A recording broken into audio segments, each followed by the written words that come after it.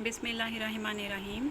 Today's topic of discussion is how to take history from a patient who presents with the complaint of secondary amenorrhea.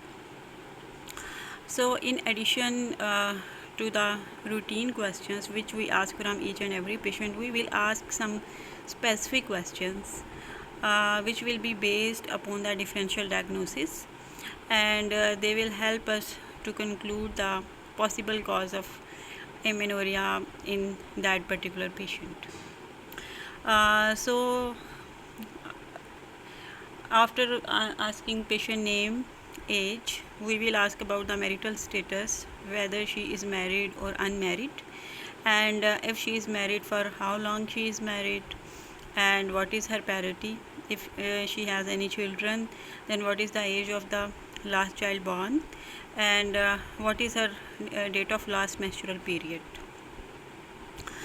And then we will ask detail for how long she is having amenorrhea. Definition of secondary amenorrhea is absence of periods for more than or equal to 6 months in a patient of reproductive age group. But sometime patient may present after amenorrhea of 2 months, 3 months. The history pattern will remain the same in that case as well. And then we will ask detail about the periods, like what was her age of menarche, and what is the duration and frequency of her cycle, and how is flow when she has periods. And then we will ask about the history of any vaginal discharge, its color, smell, duration, treatment, and is there any history of mass in abdomen, and is there any history of weight gain, weight loss, bowel or bladder problem. These are the questions which we ask from every patient of gynae, and history of intermenstrual and postcoital bleeding. But if you notice, some of these questions also correlate with the specific causes. For example, mass.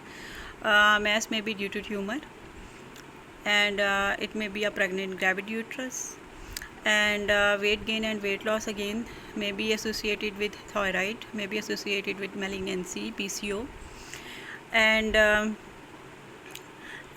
then keeping in mind the differential diagnosis, the cause may be hypothalamic. For example, patient may have any prolactinoma, and there may be history of headache or blurring of EN, and then there may be pituitary cause, and similarly there may be involvement of thyroid, like hyperthyroidism. Usually hypothyroidism present with menorrhagia, but in periods irregularity we have to rule out thyroid as well. And then there may be ovarian causes, for example, polycystic ovarian syndrome, premature ovarian failure, tumors. And then there may be uterine causes, for example, pregnant uterus, Asherman syndrome, Sheehan syndrome, and then there may be tuberculosis of the genital tract. So we will ask specific questions. For example, if patient is living with husband or partner, has he done her urine for pregnancy test? And pregnancy is must to rule out diagnosis in female of reproductive age group with secondary amenorrhea. And then we will ask about headache, blurring of EN, her appetite and sleep problems. For example, she may have anorexia, she may have stress which can lead to amenorrhea.